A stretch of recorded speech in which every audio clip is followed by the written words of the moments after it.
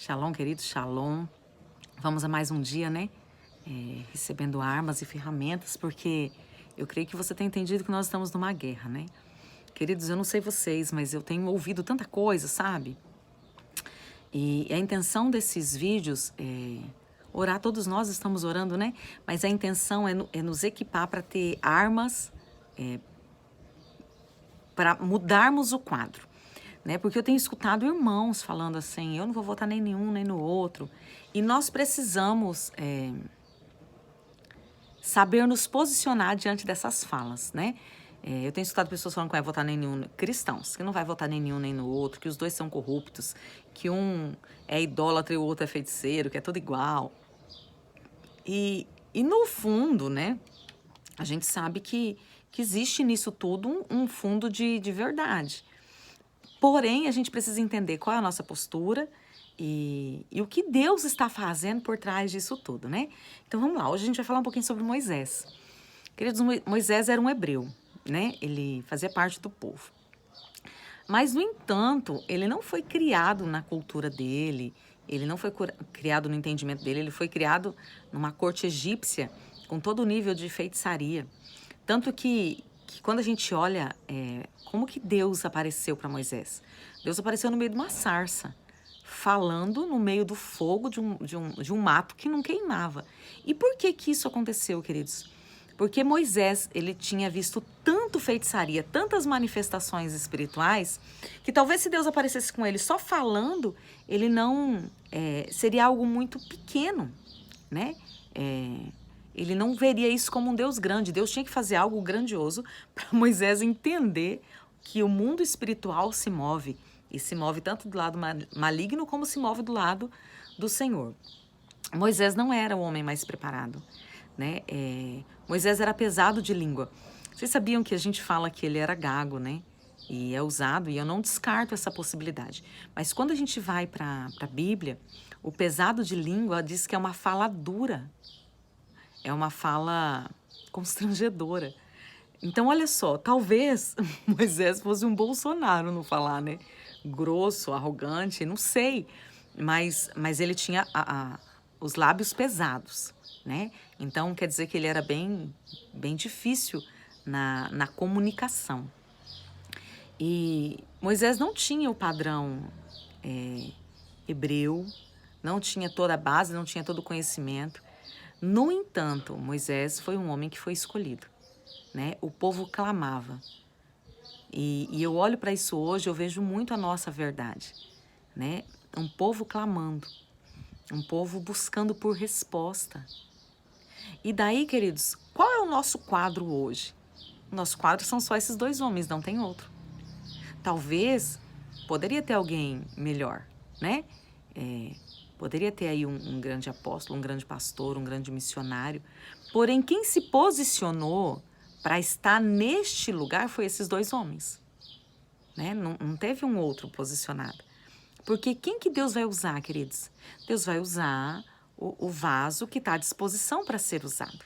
Né? E não os dois vasos que tem são esses. E agora eu te pergunto, né? Qual dos dois pode ser a resposta da sua oração? Talvez você diga nenhum, porque você está olhando de uma forma natural. Você está olhando o externo, né? Você está olhando a fala, o comportamento e tantas outras coisas. Mas a nossa visão não pode ser essa. Eu volto a dizer, eu acho que foi no primeiro vídeo que eu disse, ele não é um perfil de cristão, queridos, até mesmo porque ele não é, né? Então a gente não pode cobrar de um ímpio, de um homem idólatra, que tenha a postura de um cristão. Tem cristão que não tem postura de cristão, né? Imagine uma pessoa que ainda não tem esse entendimento todo. Ele está no processo do evangelismo, né?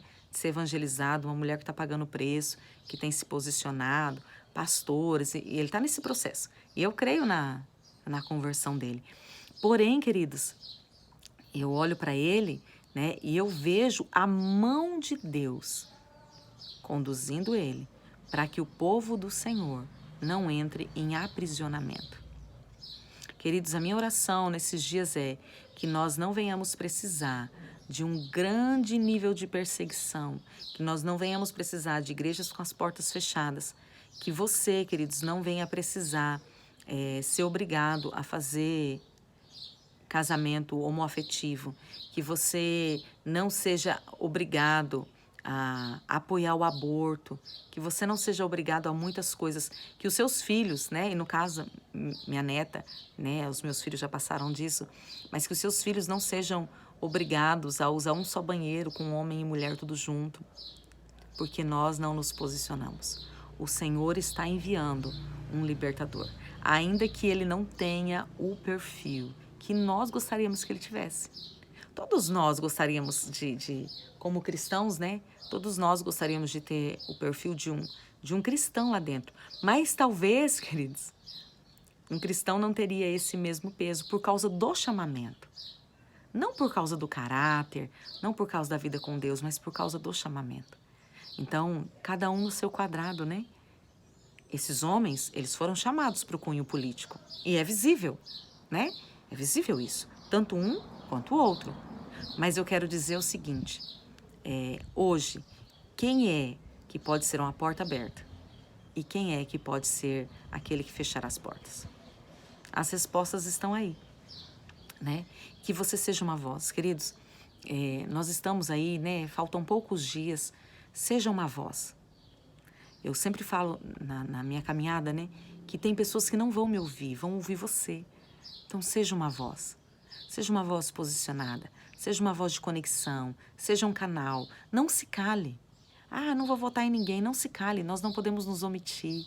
Ah, tá em cima do muro. Puxa essa pessoa de cima do muro pro seu lado. Né? Nós estamos orando? Sim, estamos orando. Estamos clamando pela nação. Mas nós precisamos agora agir. Mais do que orar. A oração é falar com Deus em ação, né? Então, esteja em ação. Esteja posicionado. Esteja no lugar certo. Moisés talvez não era o melhor perfil. Inclusive, se acovardou no começo, né? Não, eu não vou, não. O Senhor envia outro comigo. Mas, dentro dele, tinha a estrutura necessária para o Senhor usar e colocar o povo em liberdade. E eu vejo que a nossa nação precisa da estrutura que o próprio Deus deu a Bolsonaro. Ele ainda não é salvo, mas as nossas orações também podem mudar isso. Mas a estrutura que o Senhor deu para ele é uma estrutura que pode permitir que as igrejas continuem atuando no Brasil e mais, que as igrejas cresçam e que esse atuar seja derramado sobre toda a América do Sul e sobre as outras nações da Terra, e que haja verdadeiramente esse mover. Nós seremos uma voz profética se nós estivermos em liberdade, queridos, porque presos, a nossa voz é extremamente limitada. Nós continuaremos tendo uma voz, porque as portas do inferno jamais prevalecerão contra nós, mas nós precisamos ter uma voz que alcance cada vez mais, que você seja essa voz. Não espere para amanhã, não, comece hoje, sendo essa voz de alcance do Senhor, para que nós possamos ter um futuro glorioso e possamos continuar vivendo as promessas. Eu já tinha me esquecido, eu nem lembro se eu falei ontem, mas eu quero trazer mais duas profecias acerca do Brasil.